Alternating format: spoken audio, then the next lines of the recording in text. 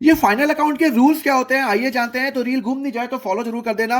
देखो होता क्या है, एक होता है पर्सनल अकाउंट, आप सभी को पता है पर्सन मतलब नेचुरल पर्सन जैसे मैं और आप, आर्टिफिशियल पर्सन जैसे कंपनीज एंड रिप्रेजेंटेटिव पर्सन जैसे outstanding salary, outstanding rent etcetera.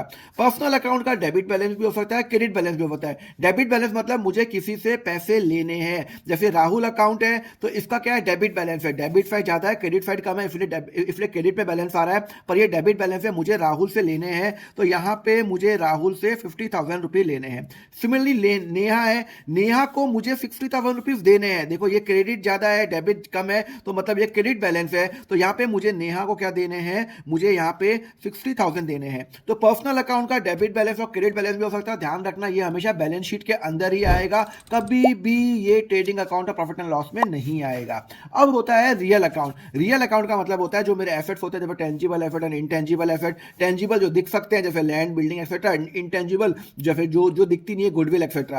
Real account का बैलेंस हमेशा हमेशा डेबिट ही होगा, मतलब या तो वो है या उसकी वैल्यू जीरो है, नेगेटिव नहीं हो सकती। जैसे व्हीकल है, मैंने 50 का लिया, 30 का लिया और अब 80 का व्हीकल है टोटल मेरे पास, या तो मेरे पास 80 का व्हीकल होगा या फिर जीरो का व्हीकल होगा। ऐसे नहीं हो सकता कि मेरे पास -40,000 का व्हीकल है, नहीं माइनस नहीं हो सकता। तो जो जो रियल अकाउंट का हमेशा क्या बैलेंस होगा, डेबिट बैलेंस होगा और हमेशा वो एसेट साइड में ही जाएगा। तो अगर सपोज करो व्हीकल अकाउंट है तो यहां पे ही जाएगा, कभी भी रियल अकाउंट यहां पे लाइबिलिटी साइड में नहीं आ सकता, बिकॉज क्रेडिट बैलेंस उसका हो ही नहीं सकता।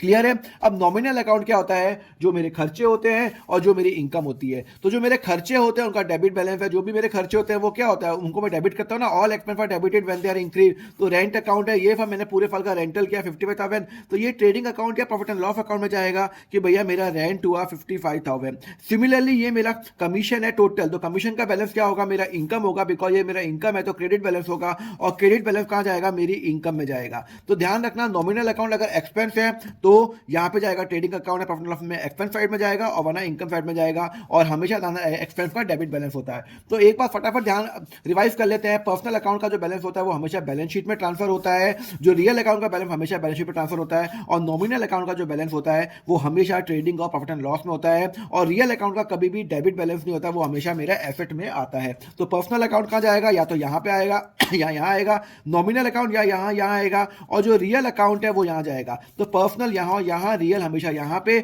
और जो नॉमिनल है वो यहां और यहां पे आ सकता है। तो ये आप फटाफट इसका स्क्रीनशॉट ले लो और हाँ फॉलो जरूर कर देना। तो ये आप स्क्रीनशॉट ले लो जो आपके काम आएगा। अब मुझे फटाफट नीचे कमेंट करके आंसर बताओ कौन सा स्टेटमेंट इसके अंदर ट्रू है, और अब हम नेक्स्ट सेक्शन में समझेंगे ट्रेडिंग अकाउंट कैसे बनता है, उसके लिए फॉलो करो अकाउंट फंडा।